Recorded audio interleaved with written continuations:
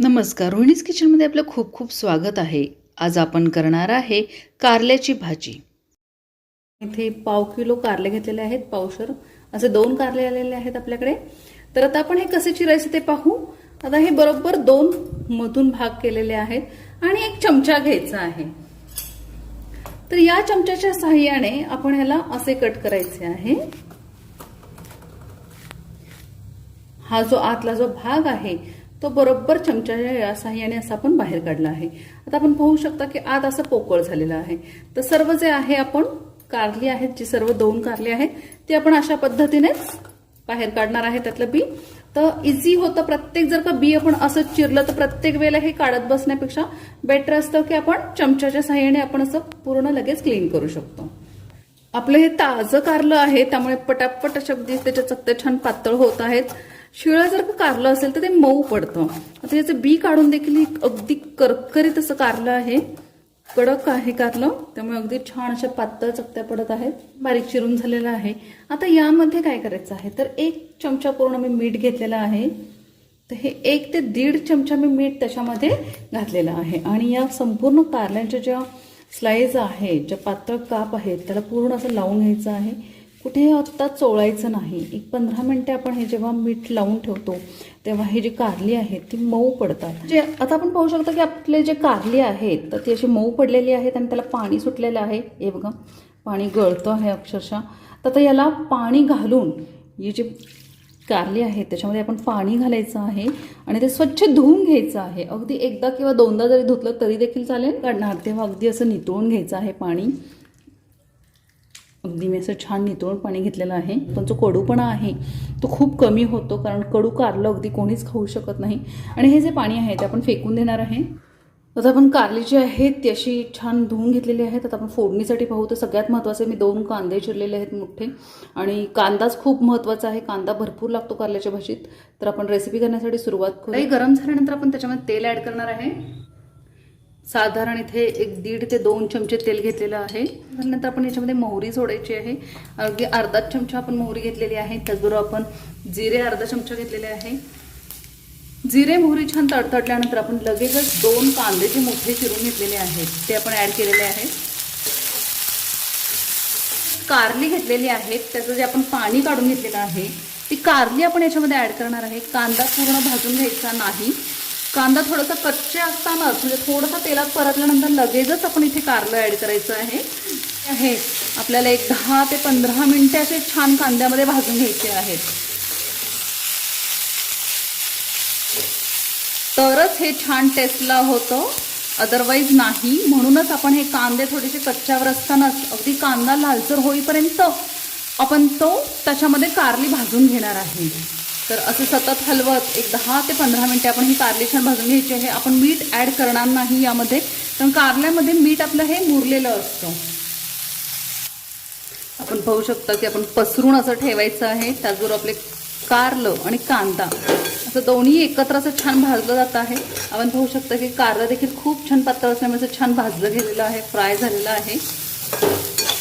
तर या अशा पद्धतीनेच आपल्याला हे सगळं जे कारलं आहे ते 5 ते 10 मिनिटं भाजायचं आहे. त्याच्या आपण यावरती वाफ येण्यासाठी किंवा कारलं छान भाजण्यासाठी आपण याच्यावर प्लेट ठेवू शकतो. अदरवाईज आपण असं हे ओपन ठेवूनच छान असं पसरून छान भाजून घेऊ शकतो. ते कारली खूप छान भाजली जात आहेत. आता एक 5 ते 10 मिनिटे मी छान अशी कारली भाजून घेतलेली आहे. आता यामध्ये आपण हळद ॲड करणार आहे, हिंग ॲड करणार आहे. तो देखील अर्धा चमचा मी हिंग ॲड केलेला आहे. त्याचबरोबर मी इथे थोडासा गरम मसाला किंवा धने जिरे पावडर आपण ॲड करू शकता, ज्याने टेस्ट खूप छान येते.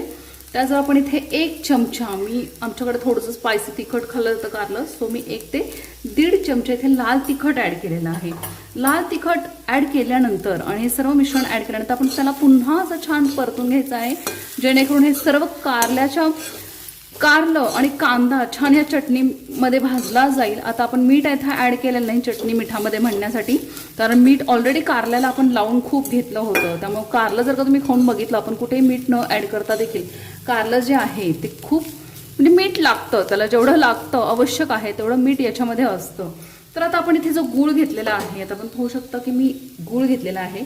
आपल्या आवडीनुसार गूळ घ्या. मी इथे एक लहान 2 खडे जे असतात ते मी गूळ ॲड केलेलं आहे. आता याच्यावर हे गूळ याच्यामध्ये घातल्यानंतर मी मिश्रण गॅस संपूर्ण बारीक केलेला आहे आणि याच्यावरती थोडंसं झाकून घेतलेलं आहे. 1 मिनिटासाठी आपण इथे वाफ देणार आहोत याला. का तर ते कारले खूप छान मऊ होतात, चटणी मिठामध्ये छान भाजली जातात, म्हणून आपण याच्यामध्ये थोडीशी वाफ द्यायची आहे. आता 1 मिनिटानंतर पाहू आपण काय होतं ते. तर आपण आता पाहू शकतो की वाफ छान आलेली आहे आणि गूळ सुद्धा आपला छान मेल्ट होतो आहे. आता बघा, आपण कुठेही पाणी न वापरता ही भाजी करणार आहे, अगदी वाफेवरतीच. पाहू शकता आपण इथे कसं पाणी सुटलेलं आहे, गुळाचं पाणी आहे हे. तर ते गुळाच्या पाणी आणि जे आपण घातलेले मिश्रण आहे त्याच्यामध्ये संपूर्णतः ही भाजी भाजली जाते. आता पुन्हा 1 मिनिट आपण ही पुन्हा वाफ आणणार आहे. असे वाफेवरच ही भाजी आपल्याला शिजवून घ्यायची आहे. तरी देखील हे खूप पातळ काप केल्यामुळे अगदी मऊ झालेले आहेत आपले कारले. मिठाच्या मध्ये भिजवल्यामुळे मऊ झालेले आहेत. तेलामध्ये आपण भाजल्यामुळे पुन्हा ते थोडेसे कुरकुरीत झालेले होते.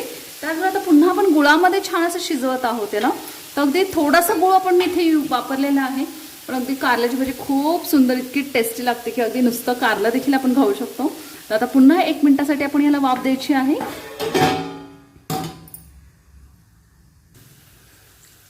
आता आपलं 1 मिनिट झालेलं आहे. आता आपण पुन्हा पाहू ही भाजी कशी वाफलेली आहे. So yummy. तर पुन्हा ही भाजी आपण 1 मिनिट आपण वाफेवर ही भाजी शिजवणार आणि गॅस बंद करून तसेच ठेवणार. पुन्हा 1 मिनिट वाफ दिल्यानंतर मी लगेच गॅस बंद करणार आहे आणि 5 मिनिटानंतर आपण याला ओपन करून पाहू. तशी आपली कारल्याची भाजी वाफलेली आहे. सो कुठेही पाण्याचा वापर न करता आपण ही कारल्याची भाजी खूप छान अशी शिजवून घेतलेली आहे वाफेवरच. तर इतकी छान आणि इतकी सुंदर भाजी लागते की त्याचा कडूपणा अजिबात लागत नाही तुम्हाला. तर आपण ही सर्विंग प्लेटमध्ये काढून घेऊ.